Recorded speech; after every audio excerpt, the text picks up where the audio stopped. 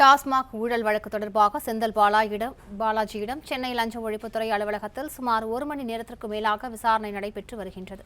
கூடுதல் விவரங்களை செய்தியாளர் கதிரவனிடம் கேட்கலாம். கதிரவன், இதுவரைக்கும் அவரிடம் எவ்வளவு கேள்விகள் கேட்கப்பட்டு வருகின்றன? விவரங்களை பதிவு பண்ணுங்க.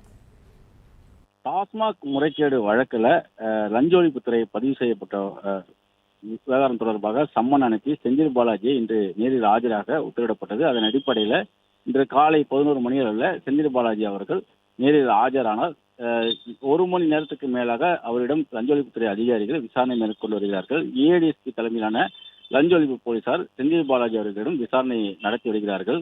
100க்கும் மேற்பட்ட கேள்விகளை எழுத்துப்பூர்வமாக கொடுத்து அவற்றுக்கு பதிலை பெற்று அதனை வாக்குமூலமாக பதிவு செய்து வந்திருக்கிறார்கள். குறிப்பாக ஆம் இல்லை என்ற வகையில இந்த கேள்விகள் கேட்கப்பட்டிருப்பதாகவும் தெரிவிக்கப்பட்டிருக்கிறது.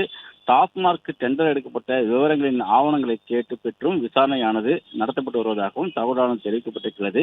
ஏற்கனவே லஞ்ச ஒழிப்புத்துறை பதிவு செய்யப்பட்ட முதல் தகவல் அறிக்கையில பாட்டிலுக்கு 10 ரூபாய் வாங்கியதாகவும், டிரான்ஸ்போர்ட்டில் முறைகேடு இருந்ததாகவும், டெண்டர் முறைகேடு, கட்சிக்கு நிதி வசூலிப்பு என்ற பல்வேறு குற்றச்சாட்டுகளை அதில் வைக்கப்பட்டிருந்தது. அது தொடர்பாகலாம் இந்த கேள்விகள் எழுப்பப்பட்டு வருகிறது.